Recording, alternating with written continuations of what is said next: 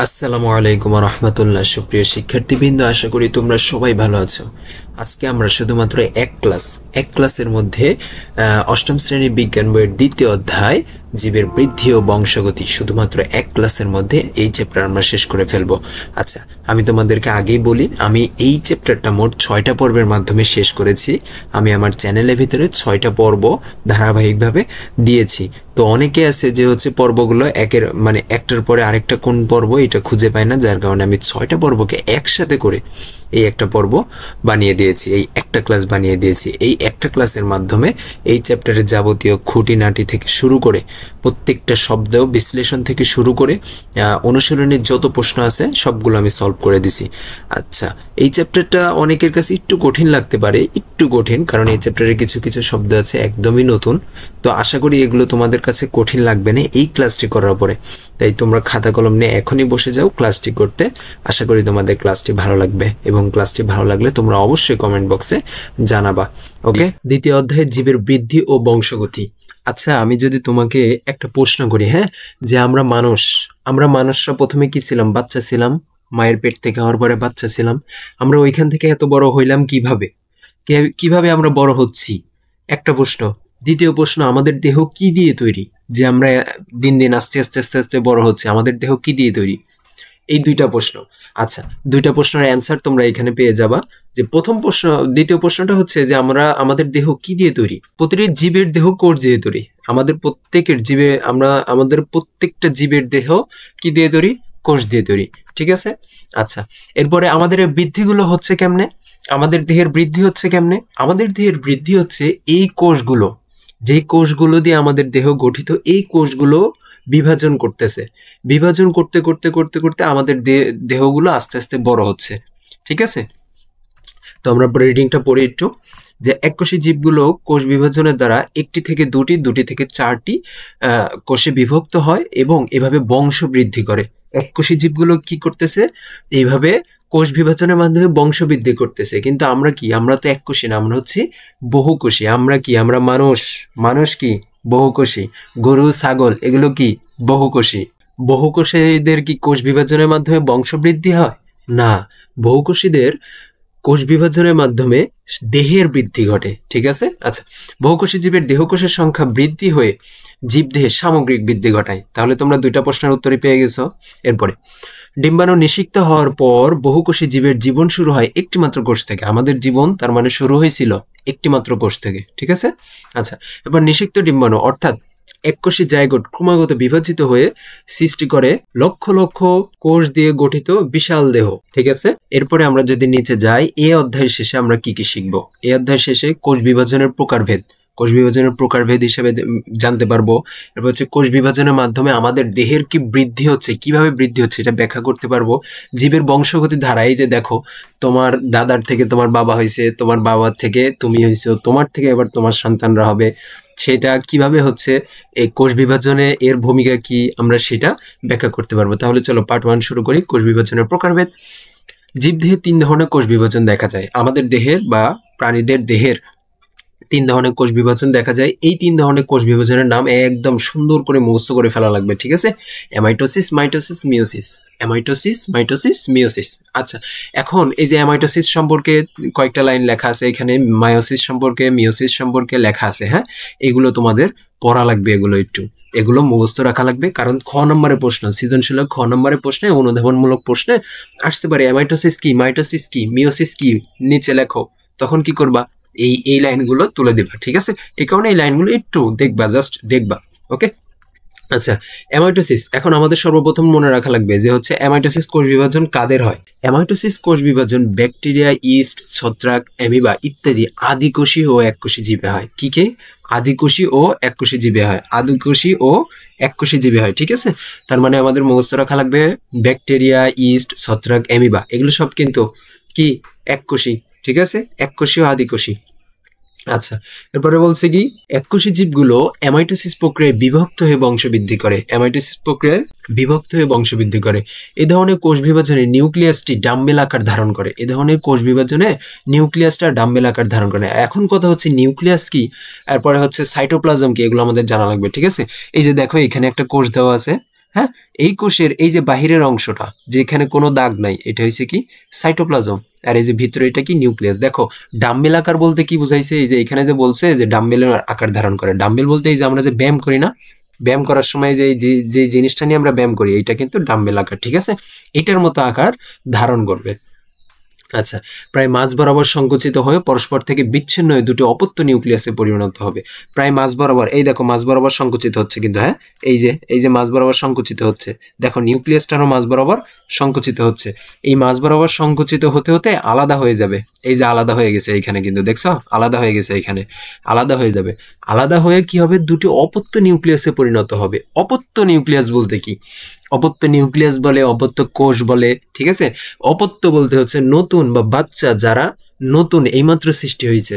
অপত্য মানে কি, তার মানে অপত্য মানে হচ্ছে যারা নতুন সৃষ্টি হয়েছে। আচ্ছা, একই সময় সাইটোপ্লাজম মাঝ বরাবর সংকুচিত হয়ে দুটি কোষে পরিণত হয়। এই যে সাইটোপ্লাজম মাঝ বরাবর, এই যে সাইটোপ্লাজম ছিল কিন্তু এগুলো মাঝ বরাবর সংকুচিত হয়ে দুটি কোষে পরিণত হয়েছে। আচ্ছা, এ ধরনের বিভাজনে মাতৃকোষের নিউক্লিয়াস ও সাইটোপ্লাজম সরাসরি বিভক্ত হয়ে দুটি অপত্য কোষ সৃষ্টি করে, তাই একে প্রত্যক্ষ কোষ বিভাজন বলে। এখন এইটা কিন্তু খুবই গুরুত্বপূর্ণ, অ্যামাইটোসিসকে কি বলা হয়, প্রত্যক্ষ কোষ বিভাজন। অ্যামাইটোসিসকে কি বলা হয়, প্রত্যক্ষ কোষ বিভাজন। এন্ড প্রত্যক্ষ কোষ বিভাজন কেন বলা হয়, যদি খ নম্বরে প্রশ্ন আসে তখন কি বলবা, অ্যামাইটোসিস প্রক্রিয়ার বিভাজনের মাধ্যমে মাতৃকোষের, এই যে বিভাজনের মাধ্যমে মাতৃকোষের নিউক্লিয়াস ও সাইটোপ্লাজম পরস্পর সরাসরি বিভক্ত হয়ে দুটি অপত্য কোষের সৃষ্টি করে, তাই একে প্রত্যক্ষ কোষ বিভাজন বলে, ঠিক আছে।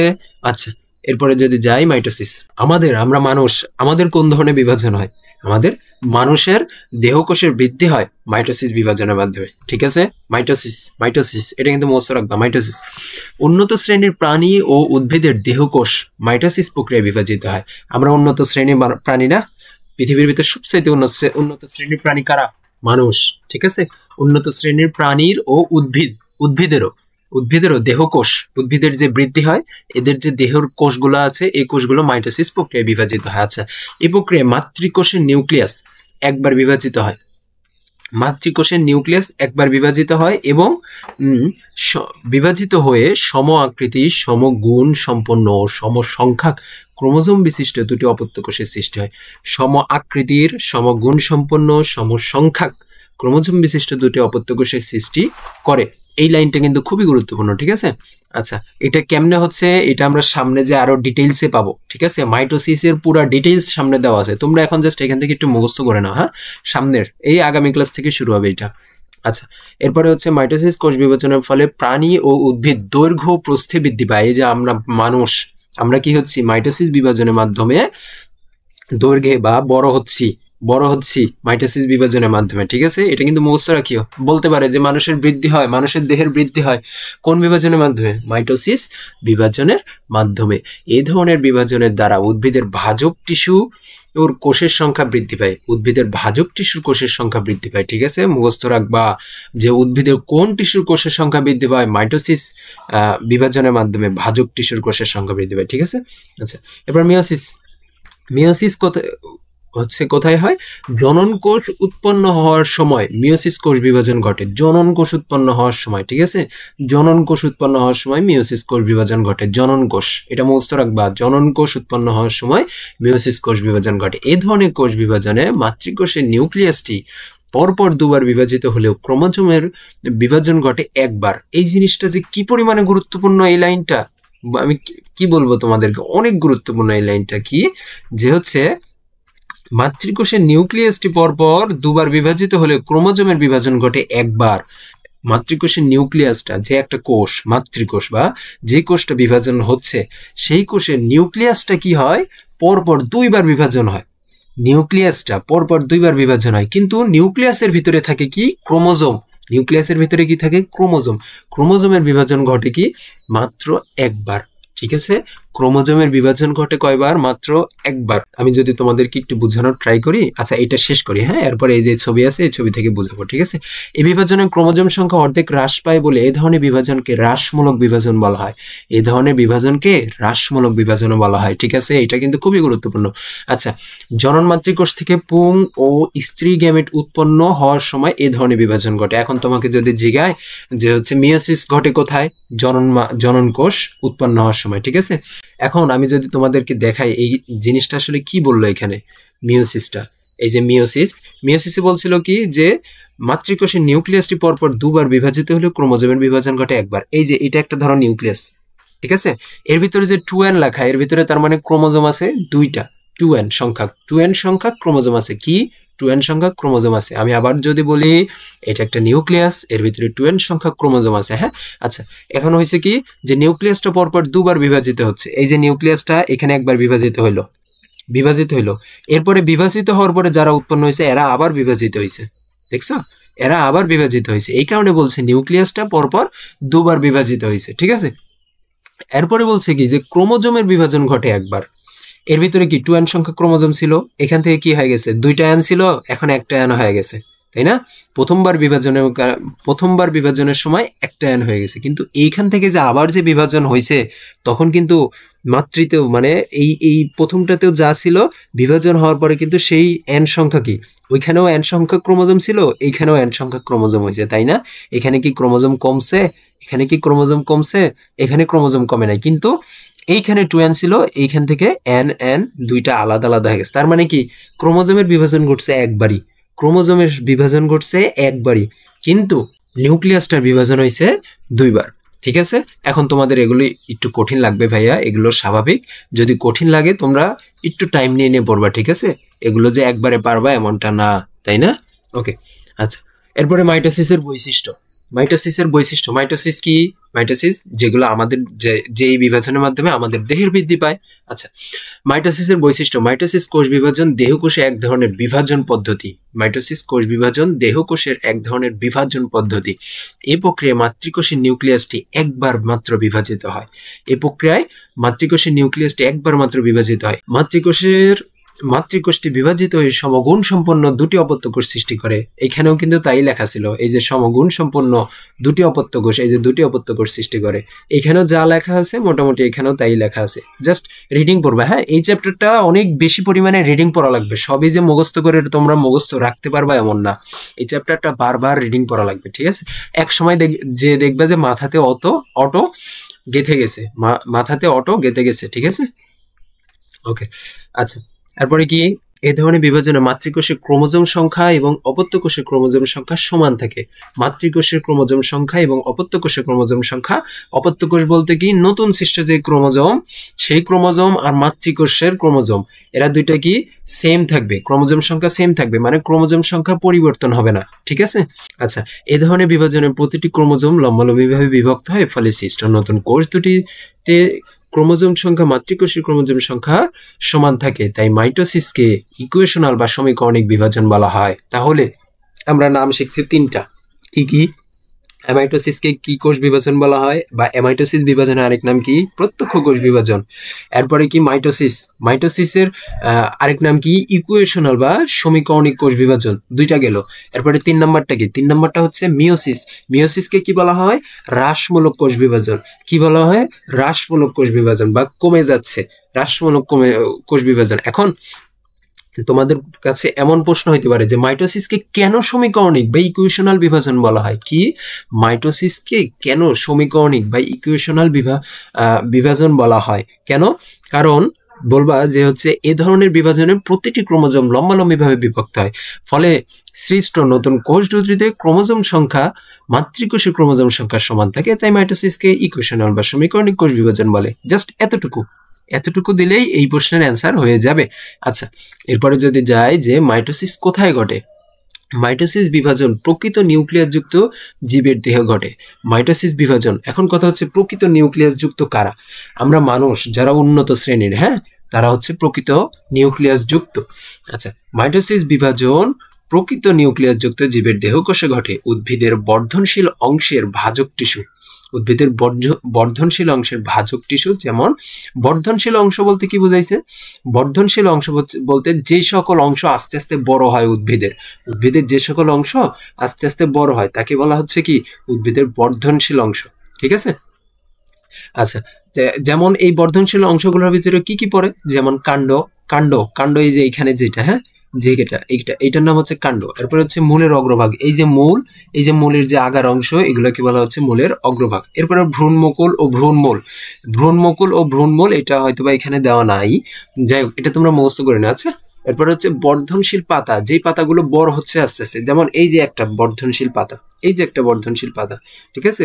পাতা, মুকুল বলতে তো বুঝছোই যে আমের যেমন মুকুল হয়, লিচুর যেরকম মুকুল হয়, এই মুকুলগুলো ইত্যাদিতে এই ধরনের বিভাজন দেখা যায়। এই জিনিসগুলো কিন্তু একটু মুখস্থ রাখা লাগবে, হ্যাঁ। এরপরে বলছে যে প্রাণীদেহের দেহকোষে ভ্রূণের পরিবর্তনের সময় নিম্ন শ্রেণীর প্রাণী ও উদ্ভিদের অযৌন জননের সময় এই ধরনের বিভাজন হয়। ওকে, এরপরে কোন কোন কোষে মাইটোসিস বিভাজন ঘটে না, এটাও কিন্তু খুবই গুরুত্বপূর্ণ। কোন কোন কোষে মাইটোসিস বিভাজন ঘটে না? প্রাণীর স্নায়ু কোষে কি? প্রাণীর স্নায়ু কোষে। এরপরে কি স্তন্যপায়ী প্রাণীর পরিণত লোহিত রক্তকণিকা ও অণুচক্রিকার। স্তন্যপায়ী প্রাণী বলতে কি কারা? আমরা কিন্তু পড়ছিলাম ফার্স্ট চ্যাপ্টারে স্তন্যপায়ী কারা, তো ওইখান থেকে বুঝতে পারতেছি মানুষ, গরু, ছাগল, বাঘ, সিংহ, এগুলো এদের এই সকল প্রাণীর পরিণত লোহিত রক্তকণিকা ও অণুচক্রিকা। এখন পরিণত লোহিত রক্তকণিকা কি, অণুচক্রিকা কি, তোমরা কি জানো? তোমরা হয়তোবা জানো না, আমি বলে দিচ্ছি যে হচ্ছে আমাদের রক্তের ভিতরে 3টা কণিকা থাকে। কি কি? লোহিত রক্তকণিকা, শ্বেত রক্তকণিকা, অণুচক্রিকা। তার ভিতরে এই যে লোহিত রক্তকণিকা ও অণুচক্রিকা, এই 2টা কণিকার ভিতরে তোমার হচ্ছে এই মাইটোসিস বিভাজন ঘটে না, এবং উদ্ভিদের স্থায়ী টিস্যুর কোষে এই ধরনের বিভাজন ঘটে না। উদ্ভিদের স্থায়ী টিস্যু কোষে এই ধরনের বিভাজন ঘটে না। তাহলে উদ্ভিদের কোথায় এই ধরনের বিভাজন ঘটে? ভাজক টিস্যু কোষে, হ্যাঁ। স্থায়ী টিস্যু কোষে ঘটে না, কিন্তু ভাজক টিস্যু কোষে ঘটে। মাইটোসিস কোষ বিভাজন পদ্ধতি আমরা পড়েছিলাম যে কোষ বিভাজন পদ্ধতি 3 রকমের। কি কি? অ্যামাইটোসিস, মাইটোসিস, মিওসিস, ঠিক আছে। আজকে আমরা পড়বো মাইটোসিস নিয়ে ডিটেইলস। মাইটোসিস বিভাজন 2টি পর্যায়ে সম্পন্ন হয়। প্রথম পর্যায়ে নিউক্লিয়াসের এবং দ্বিতীয় পর্যায়ে সাইটোপ্লাজমের বিভাজন হয়। প্রথম পর্যায়ে 2টা পর্যায়ে সম্পন্ন হয়। প্রথম পর্যায়ে কি হয়? নিউক্লিয়াসের বিভাজন হয় আগে, এবং দ্বিতীয় পর্যায়ে কি হয়? সাইটোপ্লাজমের বিভাজন হয়। এখন প্রত্যেকটা বিভাজনের তো একটা করে নাম থাকা উচিত, তাই না? যার কারণে প্রথম পর্যায়ে নিউক্লিয়াসের যে বিভাজন হয়, নিউক্লিয়াসের বিভাজনকে বলা হয় ক্যারিওকাইনেসিস,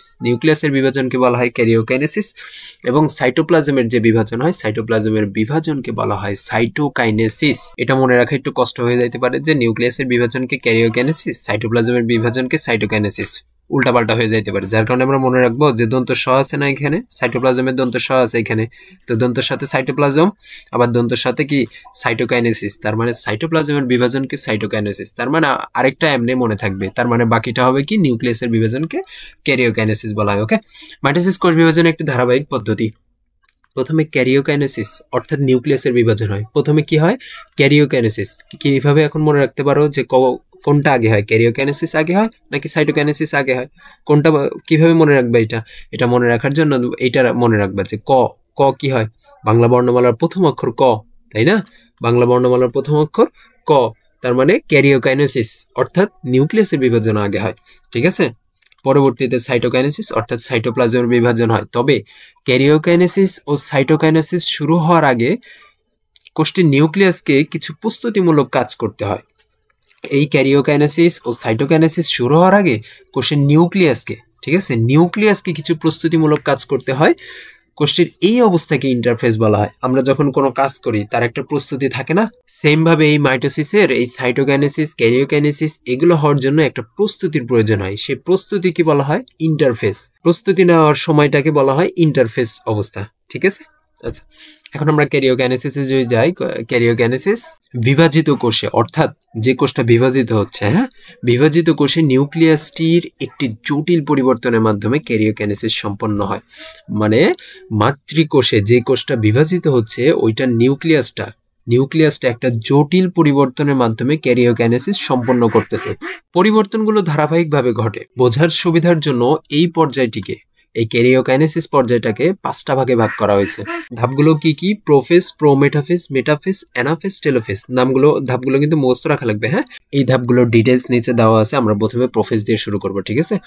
আচ্ছা, এখন আমরা প্রোফেজ নিয়ে শুরু করব। প্রোফেজ এটি মাইটোসিস কোষ বিভাজনের সবচেয়ে দীর্ঘস্থায়ী ধাপ। তার মানে মাইটোসিস কোষ বিভাজনের সবচাইতে দীর্ঘস্থায়ী ধাপ কোনটা? প্রোফেজ। সবচাইতে বেশি সময় নেয় কিসে? প্রোফেজে। আচ্ছা, এ ধাপে কোষে নিম্নলিখিত ঘটনাগুলো ঘটে। এই ধাপে এই ঘটনাগুলো ঘটে। হ্যাঁ, এই ঘটনাগুলো। এখন আমাদেরকে দুইটা উদাহরণ দিছে এখানে, একটা হচ্ছে উদ্ভিদ কোষ, এগুলো হচ্ছে উদ্ভিদ কোষের উদাহরণ, এগুলো সবগুলো কি উদ্ভিদ কোষের উদাহরণ। উদ্ভিদ কোষ চার কোণাচ্ছে হয়, ঠিক আছে। আর এগুলো হচ্ছে প্রাণী কোষের উদাহরণ, প্রাণী কোষ হয় হচ্ছে গোল, ঠিক আছে। এখন এই দেখো, এগুলো কিন্তু এভাবে চিত্রের মাধ্যমে দেখা দিছে, আবার নিচে কিন্তু বাংলাতেও লেখা আছে।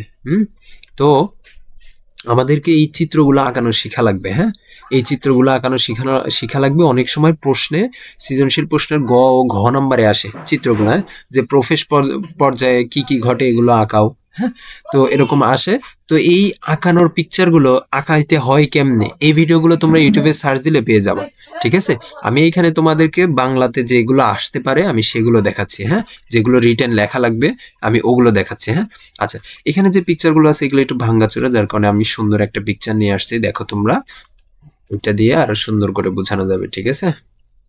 উদ্ভিদ কোষ, প্রাণী কোষ। এখন এখানে আমাদের কিছু জিনিস চেনা লাগবে, এখানে আমাদের কিছু জিনিস চেনা লাগবে, ঠিক আছে, চেনা লাগবে। যেমন এটা হচ্ছে উদ্ভিদ কোষ। উদ্ভিদ কোষের ভিতরে এই অংশগুলো সাইটোপ্লাজম, ঠিক আছে। এই অংশগুলো সাইটোপ্লাজম।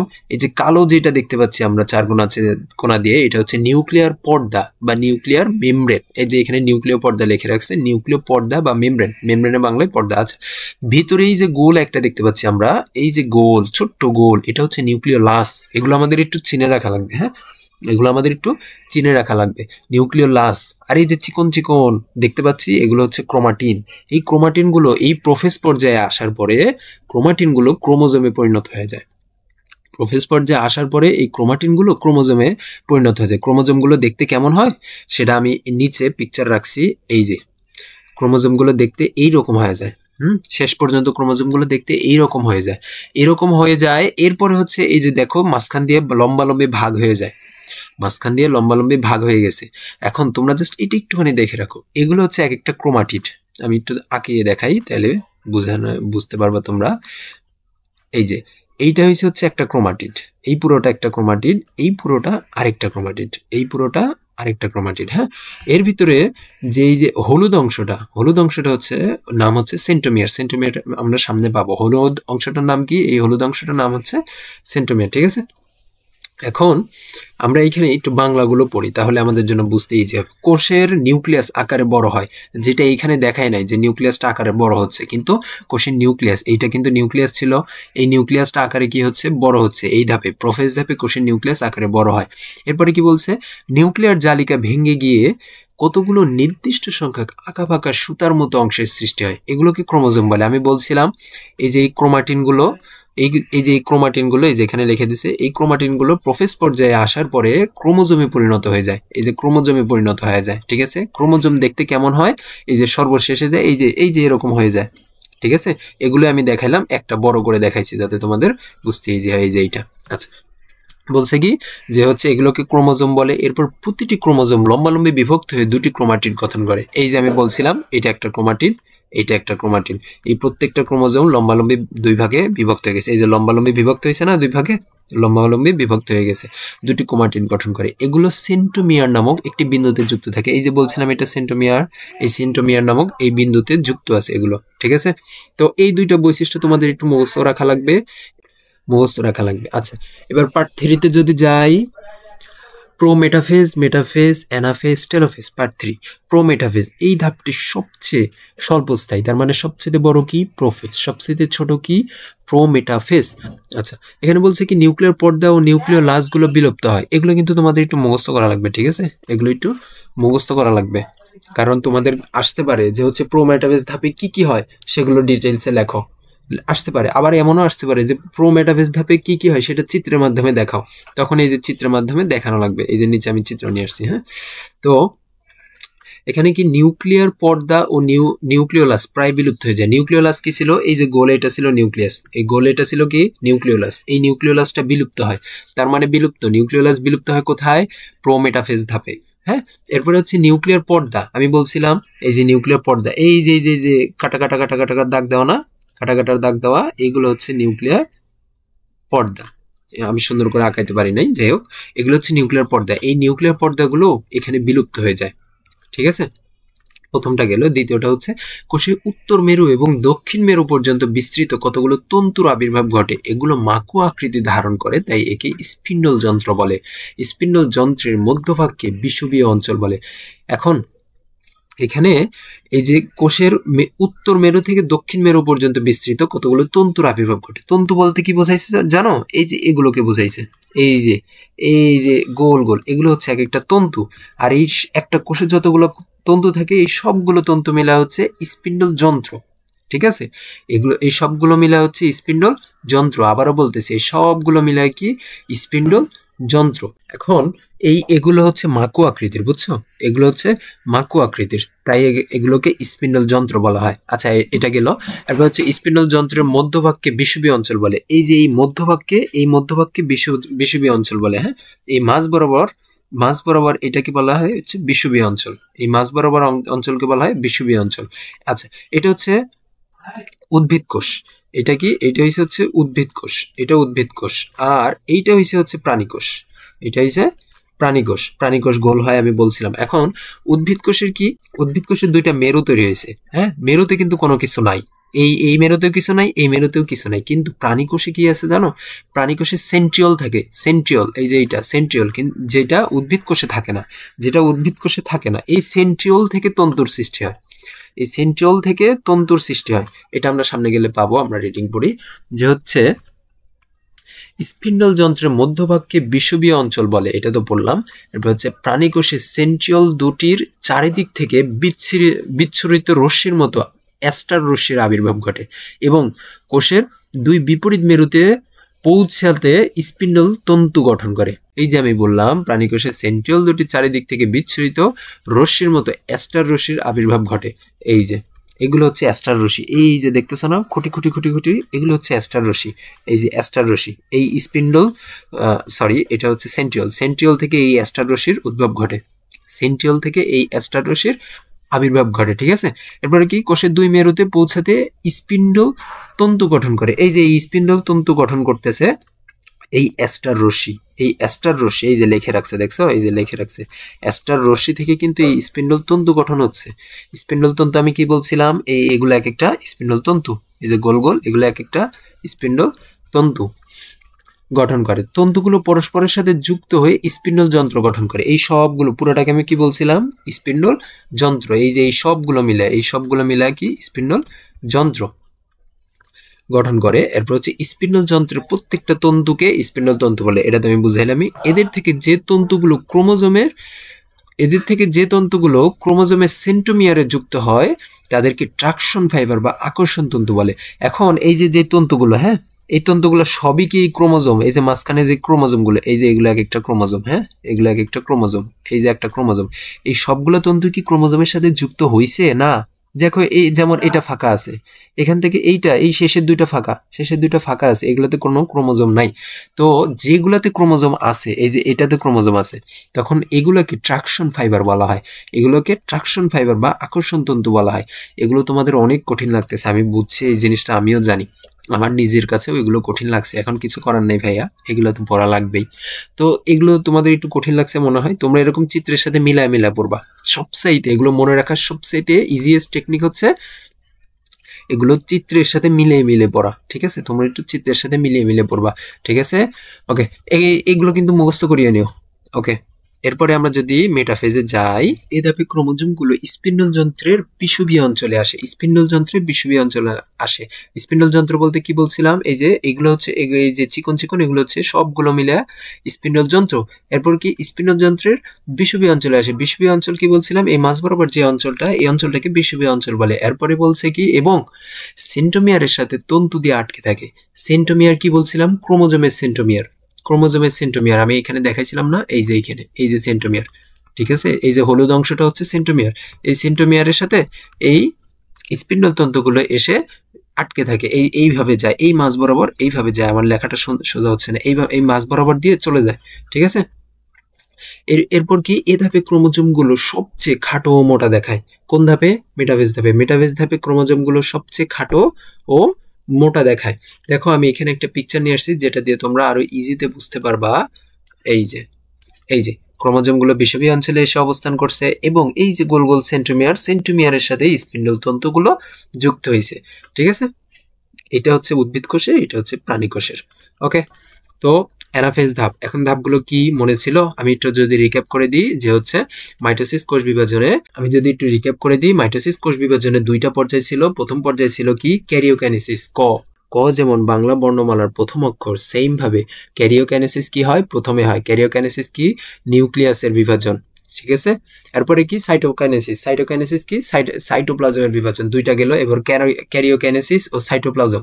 এরপরে কি? এরপরে হচ্ছে ক্যারিওকাইনেসিসকে 5টা ধাপে বিভক্ত করা হয়। ধাপগুলো কি কি? Prophase, prometaphase, metaphase, anaphase, telophase. আমরা প্রোফেজ, প্রোমেটাফেজ, মেটাফেজ পর্যন্ত পড়ে ফেলছি। আজকে আমরা শুরু করব অ্যানাফেজ ও টেলোফেজ। আচ্ছা, অ্যানাফেজে কি হয়? অ্যানাফেজ ধাপে হচ্ছে প্রতিটি ক্রোমোজোমের সেন্ট্রোমিয়ার দুটি ভাগে বিভক্ত হয়। প্রতিটি ক্রোমোজোমের সেন্ট্রোমিয়ার কি আমি গত পর্বে কিন্তু দেখিয়েছি।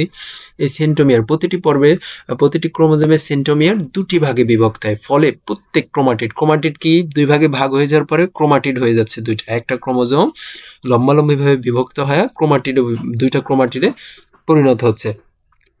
এরপরে কি? ফলে প্রত্যেক ক্রোমাটিডে একটি করে সেন্ট্রোমিয়ার থাকে। সেন্ট্রোমিয়ারও তখন কি? ক্রোমাটিডে আলাদা আলাদা হয়ে যাচ্ছে। তখন ক্রোমাটিডেও আলাদা আলাদা করে সেন্ট্রোমিয়ার থাকতেছে। ঠিক আছে, আমি যে পিকচারটা দেখাইছিলাম সেই পিকচার থেকে কিন্তু, হ্যাঁ, পিকচারটা কোথায় আছে? এই যে এইখানে আছে। এই সেন্ট্রোমিয়ার, এই ক্রোমাটিড। এই কি ক্রোমাটিড কি ছিল? এইটা একটা ক্রোমাটিড ছিল, এইটা একটা ক্রোমাটিড ছিল।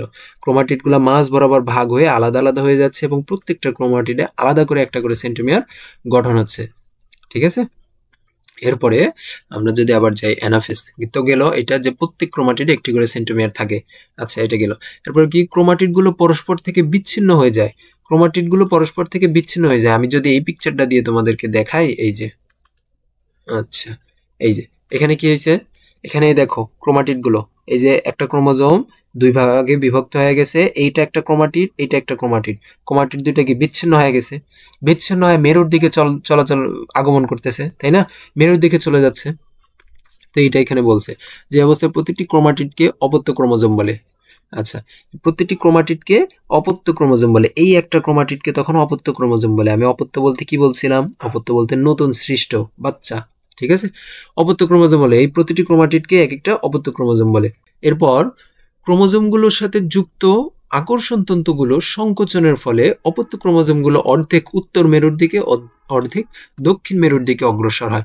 এই যে আমি এটাই তো বললাম যে আকর্ষণের কারণে, এখন স্পিন্ডল তন্তুর আকর্ষণের কারণে অর্ধেক ক্রোমাটিড উত্তর মেরুর দিকে, অর্ধেক ক্রোমাটিড দক্ষিণ মেরুর দিকে চলে যাচ্ছে। ঠিক আছে, এরপরে এ সময় সেন্ট্রোমিয়ারের অবস্থান অনুযায়ী ক্রোমোজোমগুলো ইংরেজি বর্ণমালা VLJI আকৃতি ধারণ করে। এই লাইনটা অনেক গুরুত্বপূর্ণ, যে ইংরেজি বর্ণমালা কোন বর্ণমালার মতো আকৃতি ধারণ করে? VLJI বর্ণমালার মতো আকৃতি ধারণ করে। কেমনে VLJI হচ্ছে? দেখো, এটা কি ভি এর মতো হয়েছে না? এটা কি ভি এর মতো হয়েছে না? এই যে এটা ভি এর মতো হয়েছে। ওকে, এরকম VLJI 4টা বর্ণমালার মতো আকৃতি ধারণ করে এই ক্রোমাটিডগুলো, অপত্য ক্রোমোজোমগুলো। ঠিক আছে, এটা এখানে বলছে। তো আমাদের অ্যানাফেজ শেষ হয়ে গেল। অ্যানাফেজটা তোমরা আবার একটু পড়বা, ভালো করে রিডিং পড়বা। ঠিক আছে, এটা ইজি হয়ে যাবে তখন।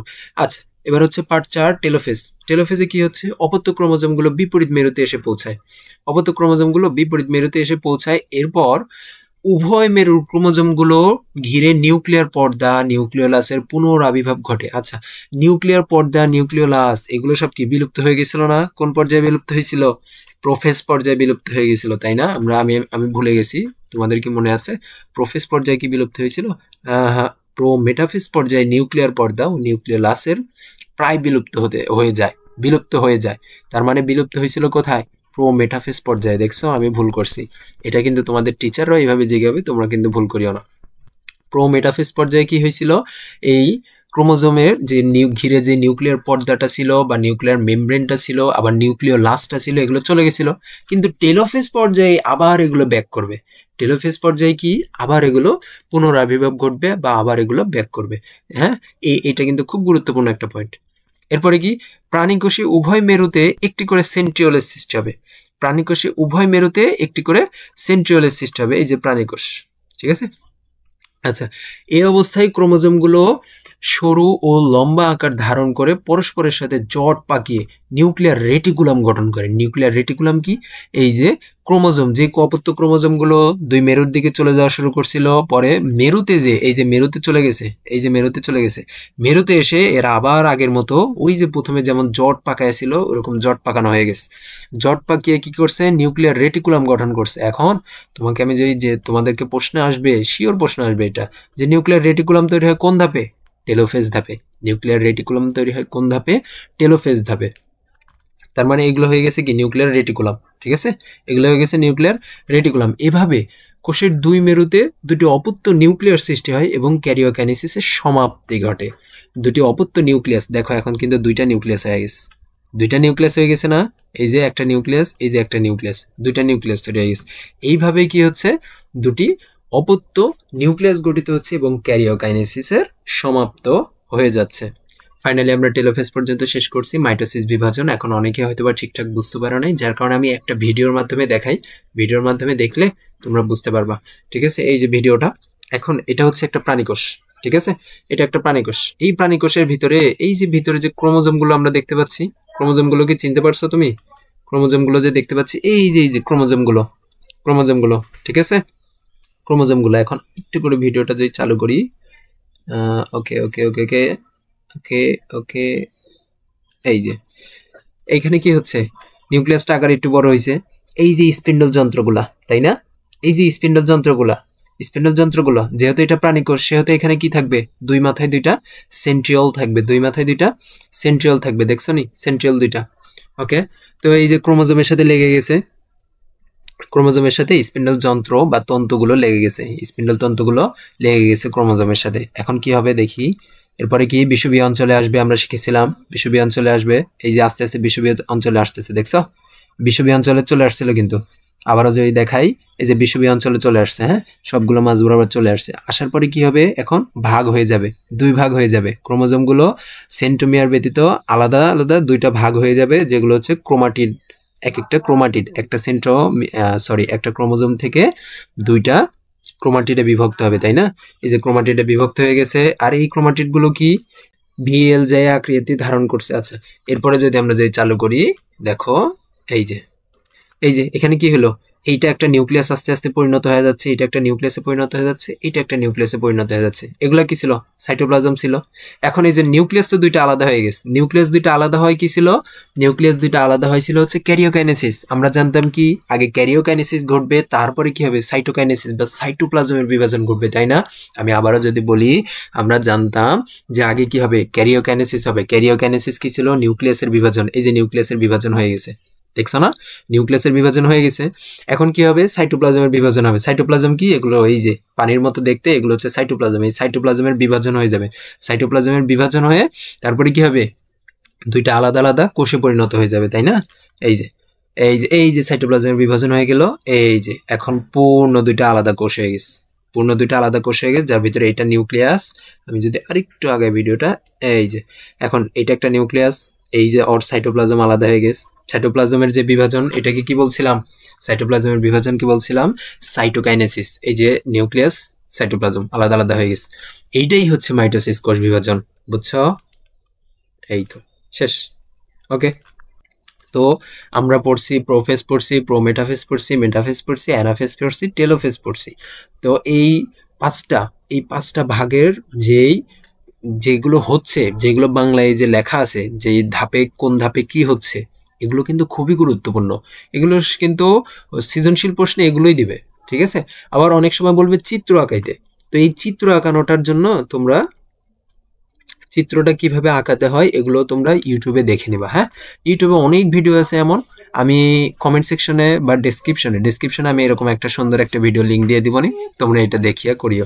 সাইটোকাইনেসিস, নিউক্লিয়াসের বিভাজন শেষ হওয়ার সাথে সাথে সাইটোকাইনেসিস শুরু হয়। আচ্ছা, নিউক্লিয়াসের বিভাজনকে আমরা কি বলছিলাম? ক্যারিওকাইনেসিস। ক্যারিওকাইনেসিস কতে ক্যারিওকাইনেসিস, তার মানে নিউক্লিয়াসের বিভাজন বা ক্যারিওকাইনেসিসটা আগে হবে। ক্যারিওকাইনেসিসটা আগে হবে, সাইটোকাইনেসিসের আগে হবে। ওকে, নিউক্লিয়াসের বিভাজন শেষ হওয়ার সাথে সাথে সাইটোকাইনেসিস শুরু হয়। এখন কথা হচ্ছে সাইটোকাইনেসিস কি? বলছিলাম দন্ত শতে সাইটোকাইনেসিস, দন্ত শতে সাইটোপ্লাজম। সাইটোপ্লাজমের বিভাজনকে সাইটোকাইনেসিস বলে। যদি বলা হয় সাইটোকাইনেসিস কাকে বলে? সাইটোপ্লাজমের বিভাজনকে সাইটোকাইনেসিস বলে। প্রকৃতপক্ষে টেলোফেজ দশাতে সাইটোকাইনেসিস শুরু হয়। এই তো, এটা খুবই গুরুত্বপূর্ণ। হ্যাঁ, প্রকৃতপক্ষে কখন সাইটোকাইনেসিস শুরু হয়? সাইটোকাইনেসিস কখন শুরু হয়? টেলোফেজ পর দশাতেই। ঠিক আছে। টেলোফেজ ধাপের শেষে বিষুবীয় তলে এন্ডোপ্লাজমিক জালিকার ক্ষুদ্র ক্ষুদ্র অংশ জমা হয়, পরে এরা মিলিত হয়ে কোষ প্লেট গঠন করে। টেলোফেজ ধাপের শেষে বিষুবীয় তলে এন্ডোপ্লাজমিক জালিকা ক্ষুদ্র ক্ষুদ্র অংশ জমা হয়। এন্ডোপ্লাজমিক জালিকা কি? এন্ডোপ্লাজমিক জালিকা হচ্ছে কোষের ভিতরে বিভিন্ন অঙ্গাণু থাকে, আমরা পড়ছি না? যেমন রাইবোজোম থাকে, মাইটোকন্ড্রিয়া থাকে, এরকম এন্ডোপ্লাজমিক জালিকাও থাকে। এই যে এটা হচ্ছে এন্ডোপ্লাজমিক জালিকা।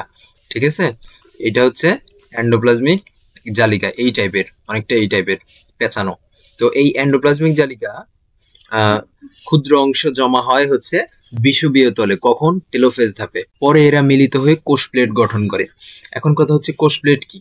কোষ প্লেটের সংজ্ঞাটা আমাদের জানা লাগবে, কারণ ক নাম্বারে জ্ঞানমূলক প্রশ্নে কোষ প্লেট দিয়ে দিবে কিন্তু, যার কারণে আমাদের কোষ প্লেটের সংজ্ঞা মুখস্থ করা লাগবে। তাহলে কোষ প্লেটের সংজ্ঞা যদি আমরা পড়ে ফেলি কি হবে? হচ্ছে উদ্ভিদের কোষ বিভাজনের সময়, উদ্ভিদ কোষ বিভাজনের সময় দুইটা নতুন কোষকে পৃথক করার জন্য একটি নতুন কোষ প্রাচীর তৈরি হয়। একটি নতুন কোষ প্রাচীর তৈরি হয়। এই নতুন কোষ প্রাচীরকেই কোষ প্লেট বলে। ঠিক আছে, এই সংজ্ঞাটা কিন্তু খুবই গুরুত্বপূর্ণ। কোষ প্লেট কাকে বলে অনেক সময় চলে আসে। ঠিক আছে, তো এটা তোমরা মুখস্থ করে নিবা। উদ্ভিদ কোষ বিভাজনের সময় দুটি নতুন কোষকে বা অপত্য কোষকে পৃথক করার জন্য একটি নতুন কোষ প্রাচীর তৈরি হয়। এই নতুন কোষ প্রাচীরকেই কোষ প্লেট বলে। ওকে, কোষ প্লেট পরিবর্তিত হয়ে কোষ প্রাচীর গঠন করে। আচ্ছা, ফলে একটি মাতৃকোষে দুটি অপত্য কোষের সৃষ্টি হয়। এতটুকু তো বুঝছি। এবার আমরা নিচে যাই। প্রাণী কোষের ক্ষেত্রে নিউক্লিয়াসের বিভাজনের সাথে সাথে কোষের মাঝামাঝি অংশের কোষ পর্দার উভয় দিক থেকে খাঁজ তৈরি হয়। এই যে প্রাণী কোষে, এটা কিন্তু উদ্ভিদ কোষ, এটা উদ্ভিদ কোষ, এটা প্রাণী কোষ। এখন উদ্ভিদ কোষে কোথাও খাঁজ তৈরি হয়েছে? না, উদ্ভিদ কোষে কিন্তু খাঁজ তৈরি হয় নাই। উদ্ভিদ কোষে এন্ডোপ্লাজমিক জালিকা মাঝখানে জমা হয়ে তারপরে আস্তে ভাগ হয়ে যাচ্ছে সাইটোপ্লাজম, তাই না? আর প্রাণী কোষের ক্ষেত্রে কি হয়? এই দেখো খাঁজ সৃষ্টি হয়েছে, এই যে খাঁজ সৃষ্টি হয়েছে, তাই না? এটাই বলছে যে প্রাণী কোষের ক্ষেত্রে নিউক্লিয়াসের বিভাজনের সাথে সাথে কোষের মাঝামাঝি অংশে কোষ পর্দার উভয় পাশ থেকে দুটি খাঁজের সৃষ্টি হয়। কোষ পর্দার এই খাঁজ ক্রমশ ভিতরের দিকে নিরক্ষীয় তল বা কি বিষুবীয় তল বরাবরে বিস্তৃত হয় এবং মিলিত হয়ে দুটি অপত্য কোষ সৃষ্টি করে। তাহলে আমরা জানতে পারলাম উদ্ভিদ কোষে কোষ প্লেট গঠিত হয়। এইটা খুবই গুরুত্বপূর্ণ। উদ্ভিদ কোষের কোষ প্লেট গঠিত হয় এবং প্রাণী কোষের ক্লিভেজ পদ্ধতিতে সাইটোকাইনেসিস ঘটে। এখন আমরা যাই মিওসিস। আমাদের মাইটোসিস শেষ, সাইটোকাইনেসিস শেষ, এখন আমরা মিওসিস শুরু করব। আমাদের মানুষের ক্ষেত্রে ক্রোমোজোম সংখ্যা কিন্তু ফিক্সড থাকে। তোমরা কি জানো? সকল প্রজাতির প্রাণীদের জন্য আলাদা আলাদা ক্রোমোজোম সংখ্যা থাকে, ফিক্সড। এটা চেঞ্জ হয় না কখনো। হ্যাঁ, ক্রোমোজোম কি আমরা কিন্তু দেখাইছি। এই ক্রোমোজোম নিউক্লিয়াসের যখন বিভাজন হচ্ছিল, ক্রোমোজোম গুলো আলাদা আলাদা হয়ে যাচ্ছিল, তাই না? দুইটা করে ক্রোমাটিড তৈরি করতেছিল। এই ক্রোমোজোম প্রত্যেকটা কোষের ভিতরে 46টা করে থাকে। মানুষের ক্ষেত্রে থাকে 46টা, কিন্তু তোমার প্রত্যেকটা প্রাণী ভেদে এগুলো আলাদা হয়। ঠিক আছে, আর আমরা কিন্তু এইটা জানি যে যৌন জননের মাধ্যমে পুং ও স্ত্রী জনন কোষ, পুং বলতে কি পুরুষ ও স্ত্রী জনন কোষের মিলন হয়, তাই না? যৌন জননে পুরুষ ও স্ত্রী জনন কোষের মিলন হয়। আর এই পুরুষ জনন কোষের ভিতরে থাকে কি জানো? শুক্রাণু। আর স্ত্রী জনন কোষের ভিতরে কি থাকে জানো? ডিম্বাণু। এই শুক্রাণু আর ডিম্বাণুর মিলনের মাধ্যমেই নতুন একটা মানুষের জন্ম হয়। ঠিক আছে, এখন এই শুক্রাণু আর ডিম্বাণু, ঠিক আছে, এইগুলোতে যদি ক্রোমোজোম সংখ্যা দেহকোষের মতো এগুলোর ভিতরে যদি ক্রোমোজোম সংখ্যা 46টা করে থাকতো, তাহলে এই দুইটা মিলন হলে কয়টা ক্রোমোজোম হয়ে যাচ্ছে? 92টা ক্রোমোজোম হয়ে যাচ্ছে। কিন্তু আমাদের মানুষে কি 92টা ক্রোমোজোম থাকে না। তাহলে এখানে কাহিনীটা কি হচ্ছে? কাহিনীটা হচ্ছে এই যে জনন কোষ, পুরুষ জনন কোষ ওই স্ত্রী জনন কোষের ভিতরে, আমি আবারও বলি যে পুরুষ জনন কোষ ওই স্ত্রী জনন কোষের ভিতরে যেই শুক্রাণু ডিম্বাণু আছে, এইগুলোতে কিন্তু আমাদের দেহকোষের মতো 46টা ক্রোমোজোম থাকে না। আমাদের দেহকোষের মতো 46টা ক্রোমোজোম থাকে না, এইগুলোর ভিতরে থাকে 23টা করে ক্রোমোজোম। তখন কি হয়? পুরুষ জনন কোষের ভিতরে যে 23টা ক্রোমোজোম, পুরুষ জনন কোষের শুক্রাণুর ভিতরে যে 23টা ক্রোমোজোম থাকে এবং স্ত্রী জনন কোষের ভিতরে ডিম্বাণুর ভিতরে যে 23টা ক্রোমোজোম থাকে, এই যখন পুরুষ জনন কোষ ও স্ত্রী জনন কোষের মিলন হয়, শুক্রাণু ডিম্বাণুর মিলন হয়, তখন কি হচ্ছে 23টা 46টা হচ্ছে। ঠিক আছে, এখন এই যে আমাদের দেহকোষের ক্রোমোজোম সংখ্যা 46টা, কিন্তু জনন কোষগুলোতে, পুরুষ জনন কোষ, স্ত্রী জনন কোষ, এই কোষগুলোতে ক্রোমোজোম সংখ্যা 23টা। এইটা কিভাবে সম্ভব হয়েছে? এইটা সম্ভব করা হয়েছে এই মিওসিসের মাধ্যমে। এই পুরুষ জনন কোষ ও স্ত্রী জনন কোষের বিভাজন হয়। কি বিভাজন? মিওসিস বিভাজন। মিওসিস বিভাজনের মাধ্যমে এদের ক্রোমোজোম সংখ্যা 46 থেকে 23টা হয়ে যায়। বুঝছো? এখন যদি 46টাই যদি থাকতো, তাহলে 46টা ডিম্বাণুতে থাকে, আবার 46টা যদি শুক্রাণুতে থাকতো, তাহলে শুক্রাণু আর ডিম্বাণু যখন মিলিত হয়ে যাইতো, তখন ক্রোমোজোম সংখ্যা হয়ে যেত 92টা। 92টা ক্রোমোজোম সংখ্যা যদি হইতো, তাহলে কি সে কি মানুষ থাকতে পারতো? অন্য কোনো প্রাণী হয়ে যাইতো। কেন? কারণ আমাদের মানুষের ভিতরে ক্রোমোজোম সংখ্যা কয়টা? 46টা। এর বেশি হলে উল্টাপাল্টা হয়ে যাবে। ঠিক আছে, তখন মানুষ থাকবে না সে। তখন তার অন্য কোনো, ধরো একটা অঙ্গ প্রত্যঙ্গ, হ্যাঁ, মানে যেমন হচ্ছে হাত, পা, চোখ, এগুলো নাও থাকতে পারে, এরকম বিভিন্ন রকম হয়ে যাইতে পারে। এটা আমি জাস্ট ধারণা করে বললাম। ঠিক আছে, তো এটা হচ্ছে অবস্থা যে হচ্ছে ক্রোমোজোম সংখ্যা যে হ্রাস পাচ্ছে। পুরুষ জনন কোষ, আমি কিন্তু আবারও বলে দিচ্ছি, যৌন জননের সময় পুরুষ জনন কোষ ও স্ত্রী জনন কোষের মিলনের প্রয়োজন হয়। এই মিলনের সময় যে এই জনন কোষগুলোতে ক্রোমোজোম সংখ্যা 46 থেকে 23টা হয়ে যায়। কেমনে? মিওসিস বিভাজনের মাধ্যমে। 23টা করে হয়ে গেলে তখন পুরুষ জনন কোষের শুক্রাণুতে 23টা ক্রোমোজোম এবং স্ত্রী জনন কোষের শুক্রাণুতে 23টা ক্রোমোজোম, এই 23টা মিলে 46টা হয়ে নতুন একটা মানুষ হয়ে যাচ্ছে। যার কারণে নতুন মানুষেও কি হচ্ছে? ক্রোমোজোম সংখ্যা বৃদ্ধি পাওয়া যাচ্ছে না, 46টার বাড়তি হয়ে যাচ্ছে না। পড়া শুরু করি পার্ট 5 ও 6, মিওসিস। এই অধ্যায়ের শুরুতে জেনেছি মিওসিস কোষ বিভাজন কাকে বলে। এখন প্রশ্ন হচ্ছে মিওসিস কেন হয়? আমি যেটা বললাম এই কারণে হয়, যাতে ক্রোমোজোম সংখ্যা সন্তানের দিতে ডবল না হয়ে যায়। হ্যাঁ, এই কারণে। মাইটোসিস কোষ বিভাজনে অপত্য কোষগুলোর ক্রোমোজোম সংখ্যা মাতৃকোষের সমান থাকে। মানে মাতৃকোষ বা যেই কোষটার বিভাজন হচ্ছে, সেই কোষটাতে যে যতগুলো ক্রোমোজোম ছিল, বিভাজন হওয়ার পরেও ক্রোমোজোম সেম থাকতেছে, ক্রোমোজোম চেঞ্জ হচ্ছে না। মাইটোসিস কোষ বিভাজনে কিন্তু এটা। হ্যাঁ, আচ্ছা, বৃদ্ধি ও অযৌন জননের জন্য মাইটোসিস কোষ বিভাজন অপরিহার্য। এই জিনিসটা খুবই গুরুত্বপূর্ণ যে বৃদ্ধি ও অযৌন জননের জন্য মাইটোসিস কোষ বিভাজন, নট মিওসিস, নট অ্যামাইটোসিস। ঠিক আছে, বৃদ্ধি ও অযৌন জননের জন্য মাইটোসিস কোষ বিভাজন অপরিহার্য। যৌন জননে পুং ও স্ত্রী জনন কোষের মিলনের প্রয়োজন পড়ে। এখন এই যে পুং ও স্ত্রী জনন কোষ কি? পুং ও স্ত্রী জনন কোষ, এই যে আমি ডিম্বাণু শুক্রাণুর কথা বলছিলাম, এগুলোই কিন্তু। ঠিক আছে, যৌন জননে এদের মিলনের প্রয়োজন পড়ে। যদি যৌন জননগুলোর ক্রোমোজোম সংখ্যা, জনন কোষগুলোর ক্রোমোজোম সংখ্যা দেহকোষের, আমাদের দেহকোষে কয়টা? 46টা। এই দেহকোষের সমান থাকতো, তাহলে জাইগোট। জাইগোট মানে কি? এই যে শুক্রাণু ও ডিম্বাণু মিলন হওয়ার পরে যেটা গঠন হয়। ঠিক আছে, জাইগোট। জাইগোট কোষের জীবটির ক্রোমোজোম দেহকোষের ক্রোমোজোম সংখ্যা দ্বিগুণ হয়ে যাবে, তাই না? যদি থাকতো আর কি, এরকম দ্বিগুণ হয়ে যাবে। আমি এগুলো কিন্তু ওই উদাহরণের মাধ্যমে বুঝাইছি প্রথমে, রিডিং পড়ার আগেই। ঠিক আছে, আচ্ছা, মিওসিস কোষ বিভাজনে জনন কোষে ক্রোমোজোম সংখ্যা মাতৃকোষের ক্রোমোজোম সংখ্যার অর্ধেক হয়ে যায়। জনন কোষ কি ছিল? এই যে ডিম্বাণু শুক্রাণু। মাতৃকোষের ক্রোমোজোম সংখ্যা অর্ধেক হয়ে যায় কিসের মাধ্যমে? এই যে মিওসিস কোষ বিভাজনের মাধ্যমে। ঠিক আছে, মিওসিস কোষ বিভাজনের মাধ্যমে। এই মিওসিস কোষ বিভাজন কত বড় একটা গুরু দায়িত্ব পালন করতেছে দেখছো? ফলে দুটি জনন কোষ একত্রিত হয়ে যে জাইগোট গঠন করে, তার ক্রোমোজোম সংখ্যা প্রজাতির ক্রোমোজোম সংখ্যার অনুরূপ হয়। এই যে, ঠিক আছে, এতে নির্দিষ্ট প্রজাতির ক্রোমোজোম সংখ্যার ধ্রুবতা বজায় থাকে। এটাই হচ্ছে মিওসিস। এখন যদি বলে যে মিওসিস বলতে কি বুঝো, বিস্তারিত বলো, তখন তোমাদেরকে এই যে এইখান থেকে শুরু করে এই এতখানি দেওয়া লাগবে। ঠিক আছে, এখান থেকে শুরু করে এই এতখানি মুখস্থ রাখা লাগবে, এতখানি তোমাদের। ঠিক আছে, এতখানি মুখস্থ রাখা লাগবে, কিন্তু খুবই গুরুত্বপূর্ণ যে মিওসিসের গুরুত্ব বর্ণনা করো। হ্যাঁ, বা মিওসিস কিভাবে ক্রোমোজোমের সংখ্যার ধ্রুবতা বজায় রাখতেছে সেটা বিশ্লেষণ করো। আবার বলতে পারে যে মিওসিস কিভাবে ক্রোমোজোম সংখ্যার অনুরূপ রাখতেছে। ঠিক আছে, এরকম আর কি প্রশ্ন করতে পারে কিন্তু। হ্যাঁ, তো এই কারণে এইটা খুবই গুরুত্বপূর্ণ প্রশ্ন। এরপরে যদি যাই, জননকোষ সৃষ্টির সময় এবং নিম্ন শ্রেণীয় উদ্ভিদ জীবন চক্রে কোনো এক সময় যখন এরকম ঘটে, তখন কোষের ক্রোমোজোম সংখ্যার সেই অবস্থাকে হ্যাপ্লয়েড বলে। এখন কথা হয়েছে এখানে কি লেখছে আমরা কিছুই বুঝি নাই। হ্যাপ্লয়েড কাকে বলে? হ্যাপ্লয়েড, এইটা মনে রাখবা, ডিপ্লয়েড মানে ডবল, ডিপ্লয়েড মানে ডবল, ডতে ডিপ্লয়েড, ডতে ডাবল, ডাবল। ঠিক আছে, আর হ্যাপ্লয়েড, হ্যাপ্লয়েড হতে হাফ, হাফ মানে অর্ধেক।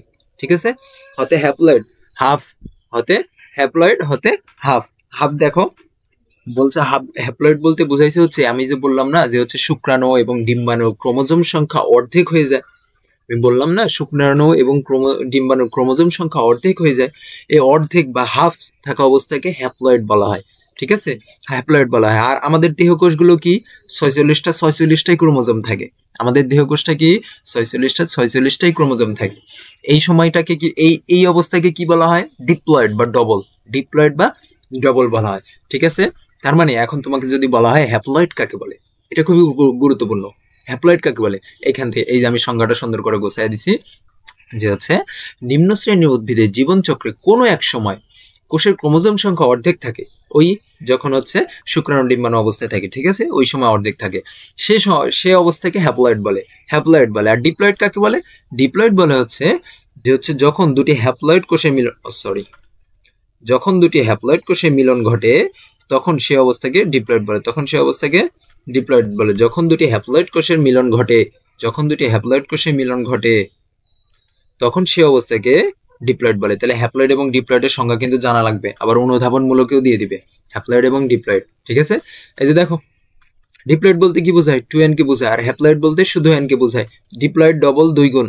ঠিক আছে, অনেকভাবে মনে রাখার টেকনিক বললাম। এই যে মিওসিস কোষ বিভাজনের মাধ্যমে এই একটা ডিপ্লয়েড কোষ থেকে এই যে মিওসিস কোষ বিভাজনের মাধ্যমে ডিম্বাণু তৈরি হচ্ছে।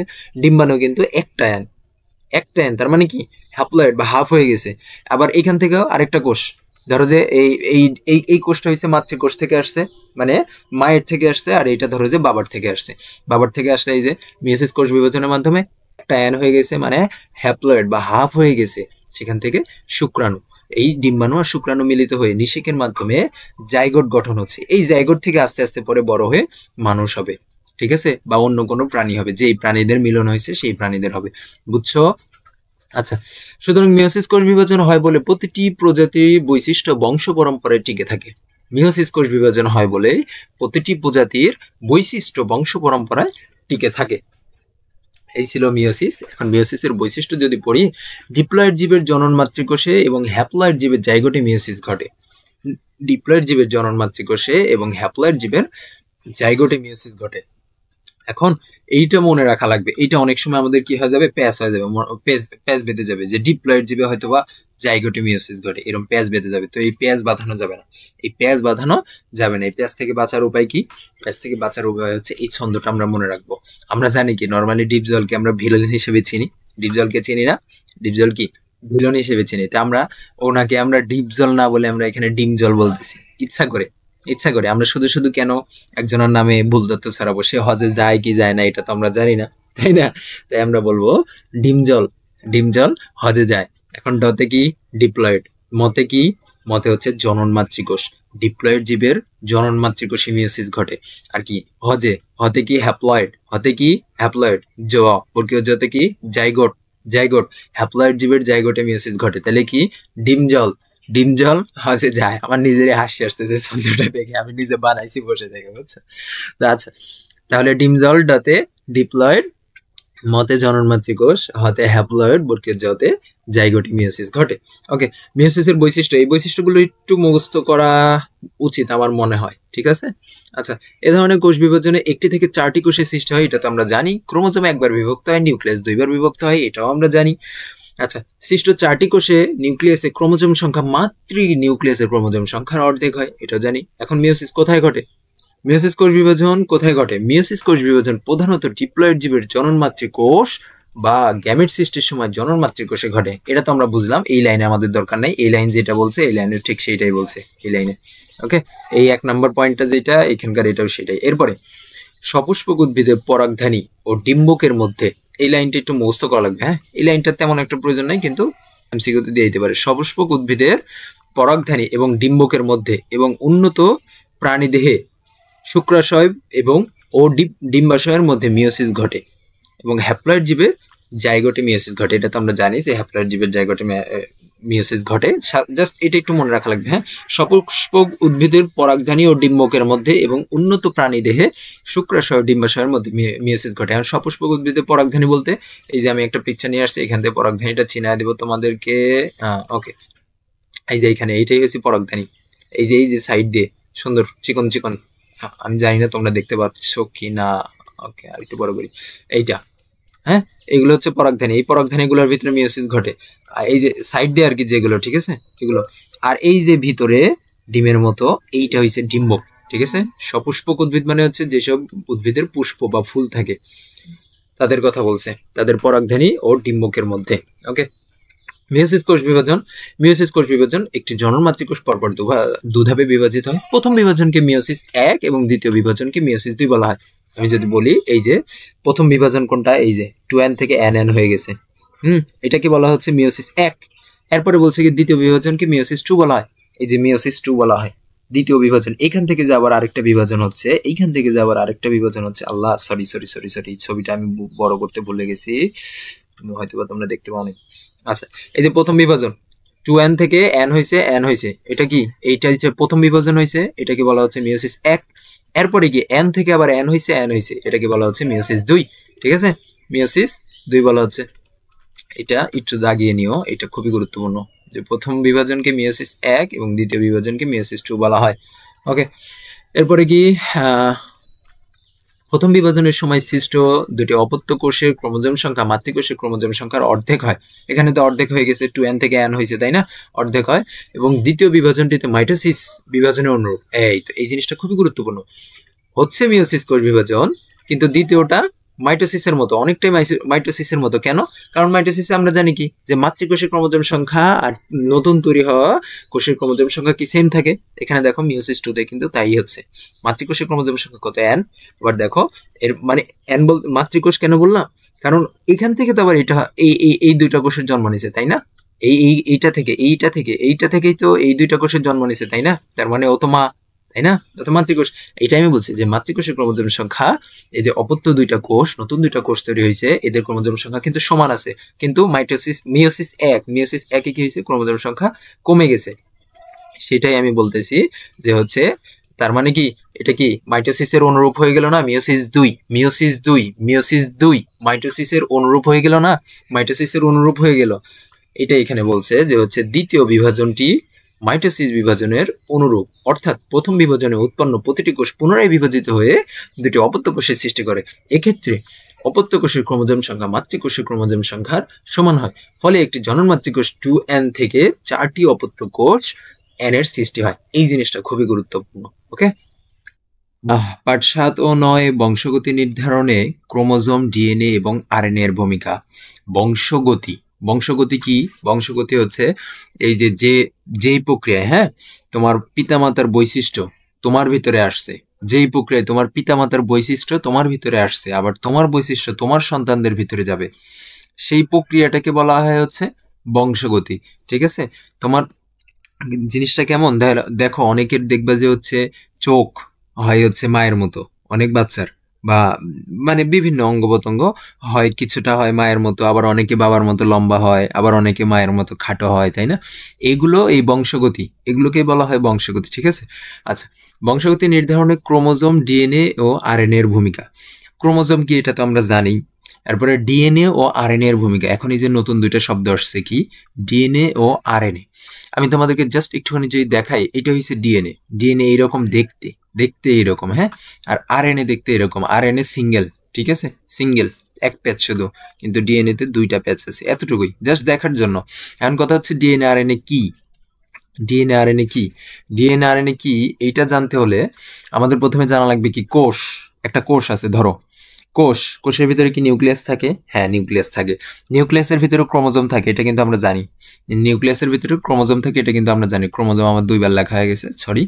তো হচ্ছে নিউক্লিয়াসের ভিতরে ক্রোমোজোম থাকে। এখন এই ক্রোমোজোমের ভিতরে কি থাকে, এই ক্রোমোজোমের ভিতরে কি থাকে, ক্রোমোজোমের ভিতরে থাকে নিউক্লিক অ্যাসিড, ক্রোমোজোমের ভিতরে থাকে কি, নিউক্লিক অ্যাসিড। তুমি আমার সাথে সাথে বলো, ক্রোমোজোমের ভিতরে থাকে কি, নিউক্লিক অ্যাসিড। কোষের ভিতরে নিউক্লিয়াস, নিউক্লিয়াসের ভিতরে ক্রোমোজোম, ক্রোমোজোমের ভিতরে থাকে হচ্ছে নিউক্লিক অ্যাসিড, ঠিক আছে, ক্রোমোজোমের ভিতরে থাকে নিউক্লিক অ্যাসিড। এই নিউক্লিক অ্যাসিড কি, নিউক্লিক অ্যাসিড দুই রকমের হয়, নিউক্লিক অ্যাসিড দুই রকমের হয়, ডিএনএ ও আরএনএ। নিউক্লিক অ্যাসিড দুই রকমের হয়, কি কি, ডিএনএ ও আরএনএ। নিউক্লিক অ্যাসিড কোথায় পাওয়া যায়, ক্রোমোজোমের ভিতরে পাওয়া যায়। নিউক্লিক অ্যাসিড কোথায় পাওয়া যায়, ক্রোমোজোমের ভিতরে পাওয়া যায়, ঠিক আছে। আচ্ছা, এই নিউক্লিক অ্যাসিড এর ভিতরে থাকে ডিএনএ আরএনএ। এরপরে তোমার এই যে বংশগতির কথা বললাম আমি, যে বংশগতির কথা বললাম, যে অনেকের চোখের রং বা চোখের মানে আহ এই যে বংশগতির কথা বললাম আমি, যেমন অনেকে মায়ের মতো লম্বা হয়, বাবার মতো খাটো হয়, হ্যাঁ, মানে মা বাবার বৈশিষ্ট্যগুলোকে ধারণ করে। এই যে ক্রোমোজোমের যেই অংশটুকু, ক্রোমোজোম তো অনেক বড় তাই না, অনেকগুলো থাকে। এই ক্রোমোজোমের ভিতরে শুধুমাত্র যেই অংশটুকু, আমি যদি আবারও বলি, এই ক্রোমোজোমের ভিতরে শুধুমাত্র যেই অংশটুকু এই বংশগতি নির্ধারণ করে বা বহন করে, সেই অংশটুকুকে জিন বলে। এটা তুমি আরো ডিটেলস আমি সামনে পড়াবো, আমি জাস্ট বুঝাইলাম যে জিন থাকে ক্রোমোজোমের ভিতরে। নিউক্লিক অ্যাসিড থাকে, ডিএনএ আরএনএ এই দুই রকমের হয়। নিউক্লিক অ্যাসিড দুই রকমের হয়, কি কি? DNA, RNA. আরো ক্রোমোজোমের ভিতরে এই নিউক্লিক অ্যাসিড ব্যতীত জিন থাকে। এরা কি করে? এই নিউক্লিক অ্যাসিড, জিন, এরা হচ্ছে বংশগতি ধারা বহন করে, ঠিক আছে? আচ্ছা, এখন যদি রিডিং পড়ি, যে মা ও বাবার কিছু বৈশিষ্ট্য সন্তানাদি পেয়েই থাকে। মাতা-পিতার বৈশিষ্ট্য যে প্রক্রিয়ায় সন্তানাদিতে সঞ্চারিত হয় তাকে বংশগতি বলে। এই সংজ্ঞাটা কিন্তু খুবই গুরুত্বপূর্ণ, যে বংশগতি কাকে বলে। মাতা-পিতার বৈশিষ্ট্য যেই প্রক্রিয়ায় সন্তানাদিতে সঞ্চারিত হয় তাকে বংশগতি বলে। আর সন্তানরা পিতামাতার যেসব বৈশিষ্ট্য পায় সেগুলোকে বলা হয় বংশগত বৈশিষ্ট্য। যেই বৈশিষ্ট্যগুলো পায় সেগুলোকে বলা হয় বংশগত বৈশিষ্ট্য। এই দুইটা লাইন একটু গুরুত্বপূর্ণ, হ্যাঁ। বংশগতি সম্বন্ধে একসময় মানুষের ধারণা ছিল কাল্পনিক, পরবর্তীতে বিজ্ঞানীরা ব্যাখ্যা দিয়েছেন কিভাবে পিতামাতার বৈশিষ্ট্য তার সন্তানাদিতে সঞ্চারিত হয়। ঊনবিংশ শতাব্দীর দ্বিতীয়ার্ধে প্রথম যিনি বংশগতি ধারা সম্পর্কে সঠিক ধারণা দেন তার নাম গ্রেগর জোহান মেন্ডেল। বর্তমানে বংশগতি সম্বন্ধে আধুনিক যে তত্ত্ব প্রচলিত আছে তা মেন্ডেলের আবিষ্কৃত তত্ত্বের উপর ভিত্তি করে প্রতিষ্ঠিত হয়েছে। এজন্য গ্রেগর জোহান মেন্ডেলকে বংশগতির জনক বলা হয়। এই জিনিসটা, যে বংশগতির জনককে গ্রেগর জোহান মেন্ডেল, এটা খুবই গুরুত্বপূর্ণ। এইটা তুমি যদি সায়েন্স ভিত্তিকভাবে পড়াশোনা করো সারা জীবন তোমার লাগবে, যে বংশগতির জনককে গ্রেগর জোহান মেন্ডেল। আমার এগুলো গুরুত্বপূর্ণ না, কিন্তু আমার ওইখান থেকে এই দুইটা লাইন আর এইখান থেকে গ্রেগর জোহান মেন্ডেল, এইটা গুরুত্বপূর্ণ, ঠিক আছে? আচ্ছা, এরপরে নিউক্লিয়াসে অবস্থিত নির্দিষ্ট সংখ্যক সুতার মতো যে অংশগুলো জীবের বংশগত বৈশিষ্ট্য বহন করে তাদের ক্রোমোজোম বলে। এটা আমরা জানি, এখানকার ম্যাক্সিমাম জিনিসই আমরা আগে থেকে পড়ে আসছি। ক্রোমোজোমের গঠন ও আকার সম্বন্ধে আমরা যে ধারণা পাই তা প্রধানত মাইটোসিস কোষ বিভাজনের প্রোফেজ ধাপে সৃষ্ট ক্রোমোজোম থেকে পাই। প্রতিটি ক্রোমোজোমের প্রধান দুটি অংশ থাকে, ক্রোমাটিড ও সেন্ট্রোমিয়ার। মাইটোসিস কোষ বিভাজনের প্রোফেজ ধাপে প্রত্যেকটা ক্রোমোজোম লম্বালম্বিভাবে বিভক্ত হওয়ার পর যে দুটি সমান আকৃতির সুতার মতো অংশ গঠন করে তাদের প্রত্যেকটিকে ক্রোমাটিড বলে। ক্রোমাটিড দুটি যে নির্দিষ্ট স্থানে পরস্পর যুক্ত থাকে তাকে সেন্ট্রোমিয়ার বলে। কোষ বিভাজনের সময় স্পিন্ডল তন্তু সেন্ট্রোমিয়ারের সাথে যুক্ত হয়, এগুলো তো আমরা জানি সবাই।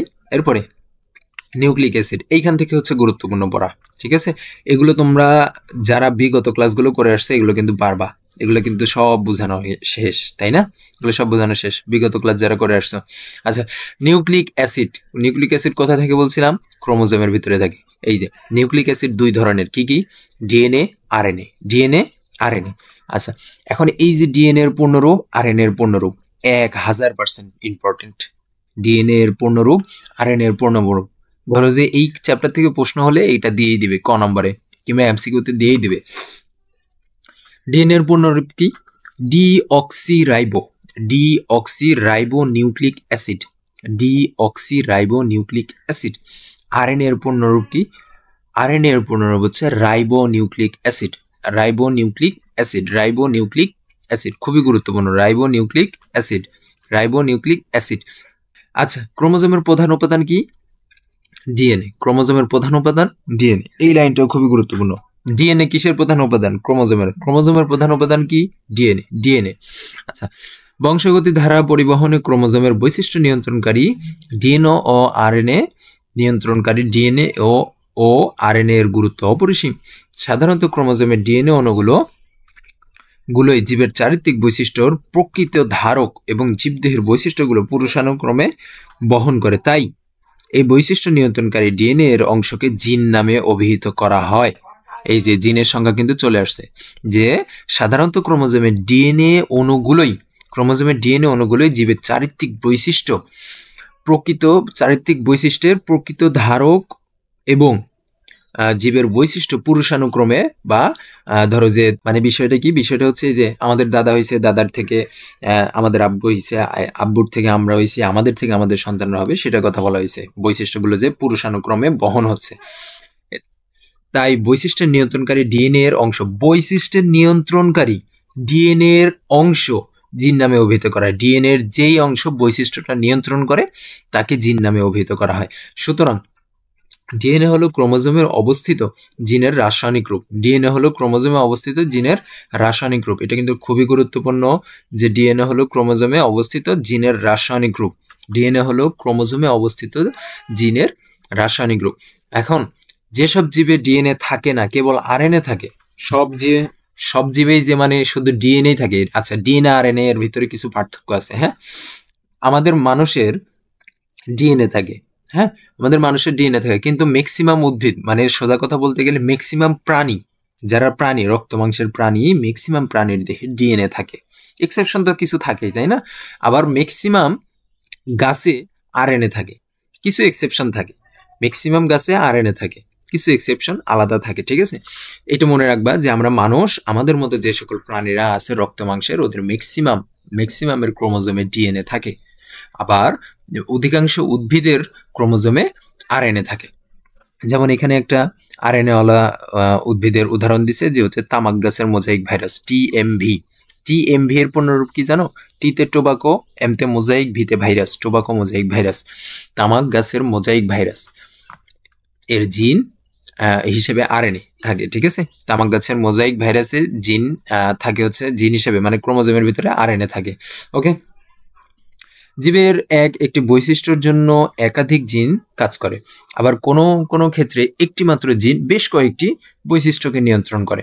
মানুষের চোখের রং, চুলের প্রকৃতি, চামড়ার রং ইত্যাদি সবই জিন কর্তৃক, সবই জিন কর্তৃক নিয়ন্ত্রিত। মানুষের মতো অন্যান্য প্রাণী এবং উদ্ভিদের বৈশিষ্ট্যগুলো তাদের ক্রোমোজোমে অবস্থিত জিন দ্বারা নিয়ন্ত্রিত হয়। ক্রোমোজোম জিনকে এক বংশ থেকে পরবর্তী বংশে বহন করার জন্য বাহক হিসেবে কাজ করে, বংশগতি ধারা অক্ষুণ্ণ রাখে। মিয়োসিস কোষ বিভাজন দ্বারা বংশগতি এ ধারা অব্যাহত থাকে। ক্রোমোজোম বংশগতির ধারা অক্ষুণ্ণ রাখার জন্য কোষ বিভাজনের সময় জিনকে সরাসরি মাতা পিতা থেকে বহন করে পরবর্তী বংশধরে নিয়ে যায়। এই কারণে ক্রোমোজোমকে বংশগতির ভৌত ভিত্তি বলা হয়। বংশগতির ভৌত ভিত্তি কেন বলা হয় ক্রোমোজোমকে, এইটা খুবই গুরুত্বপূর্ণ। বংশগতি, এটা কিন্তু ঘ নাম্বারের প্রশ্ন আসবে। যে প্রশ্ন যদি আসে যে ক্রোমোজোমকে কেন বংশগতির ভৌত ভিত্তি বলা হয়, এটা যত সম্ভব সৃজনশীলের ঘ নাম্বারের প্রশ্নে আসবে। ঠিক আছে, 4 মার্কের জন্য। তখন কি করা লাগবে জানো? তখন এই যে এতটুকু লেখা লাগবে, এই এতটুকু লিখে দেওয়া লাগবে। ঠিক আছে, এতটুকু তোমরা সৃজনশীলের ঘ নাম্বারের জন্য মুখস্থ করে নিবা, এতটুকু। ওকে ওকে, এরপরে সুতরাং এই আলোচনা থেকে আমরা বুঝতে পারলাম মিয়োসিস কোষ বিভাজনের মাধ্যমে বংশগতি ধারা অব্যাহত থাকে এবং ক্রোমোজোমের সংখ্যা নিয়ন্ত্রণের মাধ্যমে বংশানুক্রমে প্রতিটি প্রজাতির সক্রিয়তা রক্ষিত হয়। আচ্ছা, মানুষের প্রতিটি দেহকোষে 46টি ক্রোমোজোম থাকে, এটা কিন্তু আমরা জানতাম। কিন্তু জনন কোষে এবং ভ্রূণের কোষে ক্রোমোজোম সংখ্যা কত হবে? জনন কোষে আমরা বলছিলাম কি অর্ধেক হয়ে যায়। জনন কোষ বলতে কারা? জনন কোষ বলতে হচ্ছে শুক্রাণু ও ডিম্বাণু। জনন কোষ বলতে কারা? শুক্রাণু ও ডিম্বাণু। জনন কোষে তার মানে থাকে কয়টা? 23টা থাকে, এই যে লিখে দিছি। জনন কোষে ক্রোমোজোম সংখ্যা 23টি এবং ভ্রূণে ক্রোমোজোম সংখ্যা 46টি। ভ্রূণ বলতে কি? ভ্রূণ বলতে জাইগোট এর কথা বলছিলাম না আমরা? শুক্রাণু ডিম্বাণু মিলিত হয়ে জাইগোট গঠিত হয়, জাইগোট থেকে ভ্রূণের সৃষ্টি হয়। ঠিক আছে, জাইগোট থেকে ভ্রূণের সৃষ্টি হয়। ভ্রূণের ক্রোমোজোম সংখ্যা কয়টি? 46টি। জাইগোটের ক্রোমোজোম সংখ্যা কয়টি ছিল? 46টি ছিল না, বা 23 জোড়া ছিল। তো তার মানে কি ভ্রূণের ক্রোমোজোম সংখ্যা 46টি।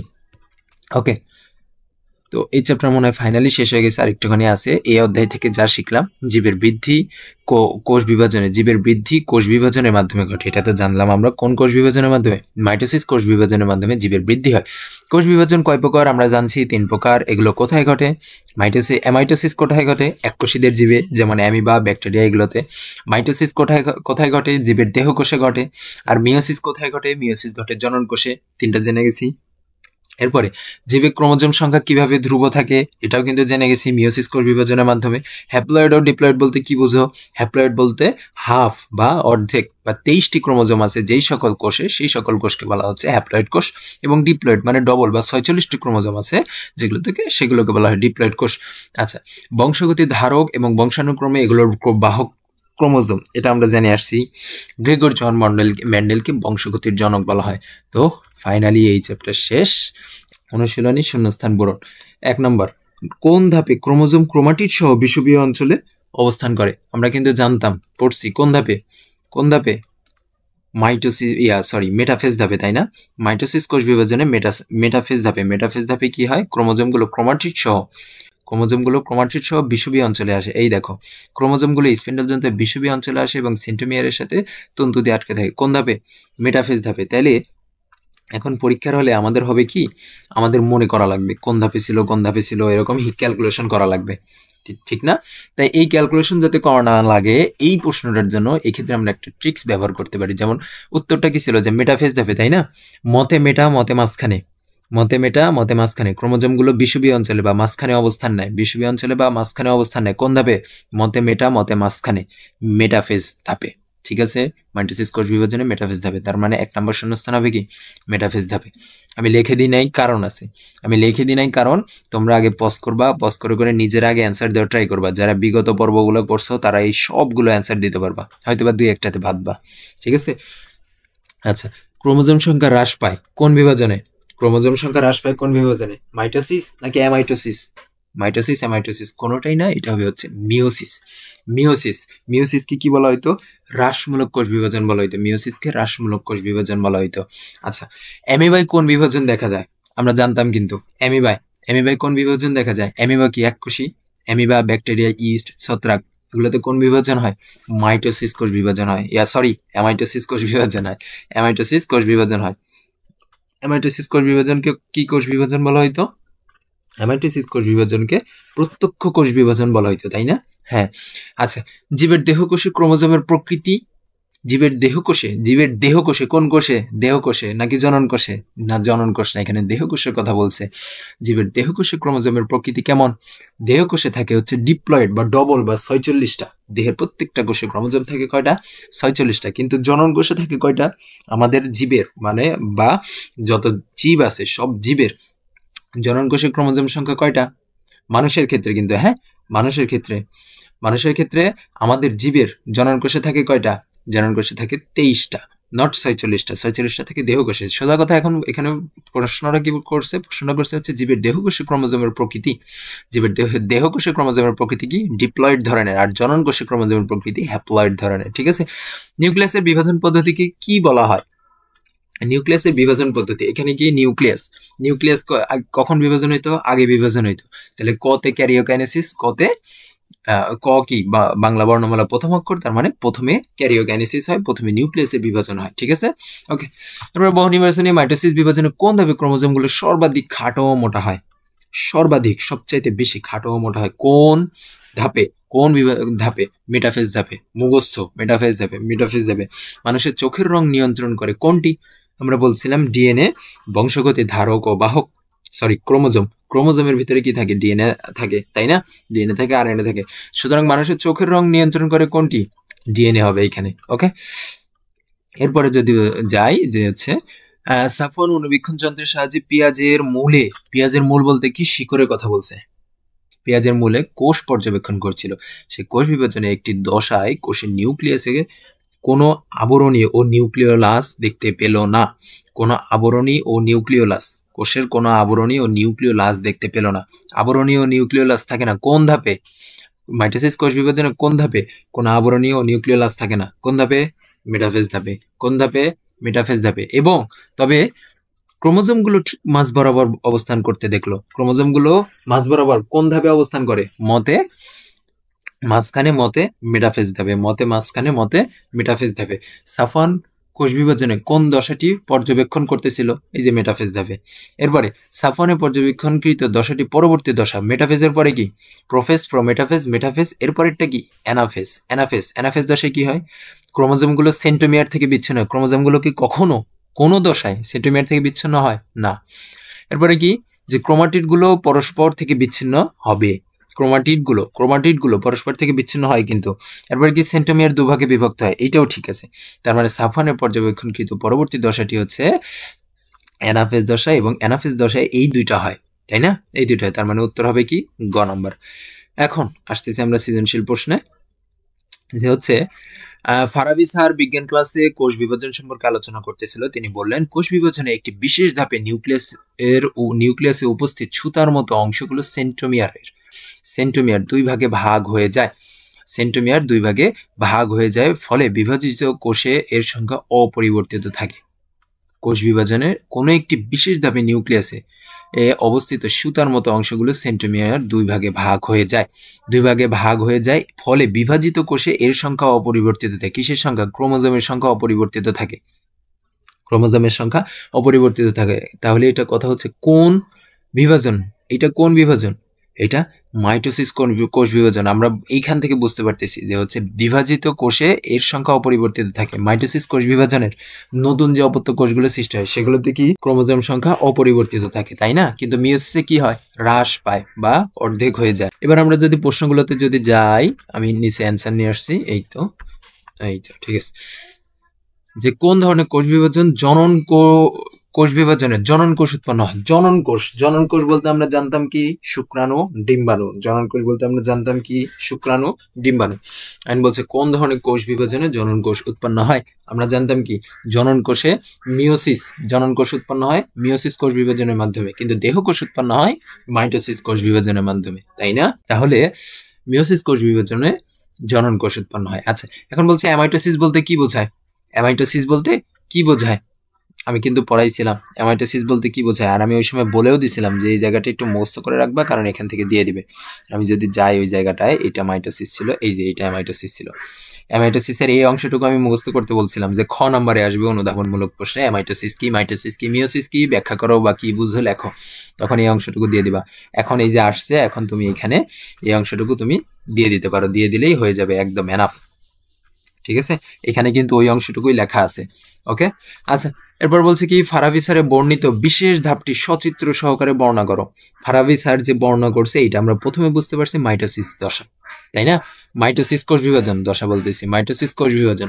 আর মাইটোসিস কোষ বিভাজনে কোন ধাপে সেন্ট্রোমিয়ার দুই ভাগে ভাগ হয়ে যায়? কোন ধাপে সেন্ট্রোমিয়ার দুই ভাগে ভাগ হয়ে যায়? আমরা জানতাম যে হচ্ছে অ্যানাফেজ ধাপে। মেটাফেজ ধাপে কি মাঝখানে অবস্থান করতো? মেটাফেজ ধাপে মাঝখানে ক্রোমোজোমগুলো অবস্থান করতো, এই মাঝখানে, তাই না? এই বিষুবীয় অঞ্চলে ক্রোমোজোমগুলো অবস্থান করতো। কিন্তু অ্যানাফেজ ধাপে কি হয়? সেন্ট্রোমিয়ার থেকে আলাদা হয়ে দুই ভাগে ভাগ হয়ে কি করে? মেরুমুখী ভাবে চলা শুরু করে, তাই না? মেরুমুখী ভাবে চলা শুরু করে। এইটাই এখানে ডিটেলসে একটু পিকচার সহকারে দিতে বলছে, তাই না? যে সচিত্র বর্ণনা করো, সচিত্র। এখানে চিত্র এটা কি? এটা উদ্ভিদ কোষের চিত্র দিছে, এটা প্রাণী কোষের চিত্র দিছে। আমি কিন্তু তোমাদেরকে চিত্র আঁকানোর একটা ভিডিও ডেসক্রিপশন বক্সে দিয়ে দিয়েছিলাম, তৃতীয় পর্বের ডেসক্রিপশন বক্সে আমি কিন্তু একটা ভিডিও দিয়ে দিয়েছিলাম, ওইটা দেখে তোমরা আঁকানোটা শিখতে পারো। ওকে, আচ্ছা, এভাবে উদ্ভিদ কোষ আঁকাইছে, প্রাণী কোষ আঁকাইছে। এরপরে কি এর ব্যাখ্যা বলতে কি, এই ধাপে বইয়ে যা যা লেখা ছিল, অ্যানাফেজ ধাপে বইয়ে কি কি লেখা ছিল তুমি ওগুলা লিখে দিবা। অ্যানাফেজ ধাপে বইয়ে কি কি লেখা ছিল দেখি তো। অ্যানাফেজ ধাপ, এই যে টেলোফেজ, উপরেরটা হচ্ছে অ্যানাফেজ টেলোফেজ, এই যে এই তিনটা ধাপ লিখে দিলে এনাফ, একদম ফুল মার্ক। হ্যাঁ, আমরা তো ভাবি যে হচ্ছে সৃজনশীলের উত্তর আমাদের আবার গাইড থেকে মুখস্থ করা লাগবে, আমরা এমনটা ভাবি না।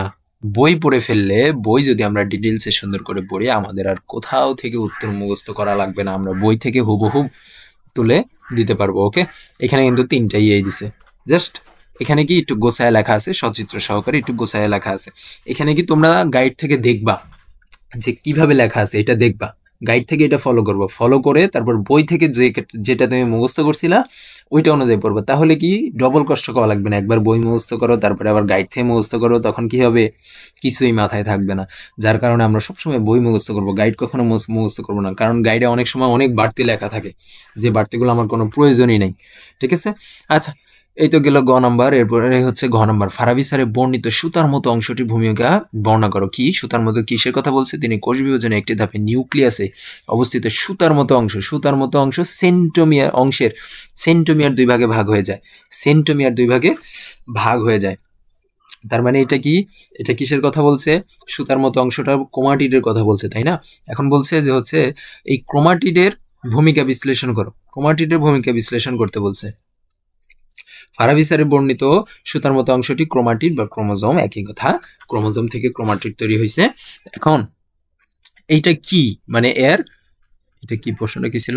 প্রশ্নটা ছিল হচ্ছে যে এর ভূমিকা বিশ্লেষণ করতে বলছে, ক্রোমোজোমের ভূমিকা বিশ্লেষণ করতে বলছে। আমি কিন্তু গত পর্বে বলে দিছিলাম, এইখান থেকে এই যে গত পর্বে আমি বলে দিছিলাম যে এতটুকু অংশ তোমরা মুখস্থ করে নিবা, এতটুকু অংশ তোমরা মুখস্থ করে নিবা। এখন এই এতটুকু অংশ যদি দিয়ে দাও তাহলে ওইখানে কিন্তু ফুল মার্ক, ঠিক আছে?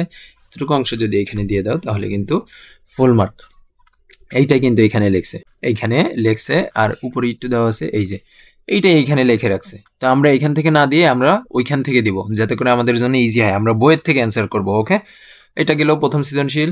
এরপরে যদি দ্বিতীয় সৃজনশীলে আসি, যে একটা দেওয়া আছে পি বিভাজন, পিতে বিভাজন দিছে, একটা কিউতে দিছে। আমরা পিতে কি দেখতে পাচ্ছি, এখানে হয়তো বোঝা যাচ্ছে না, ওকে, আমরা এইখানে যাই।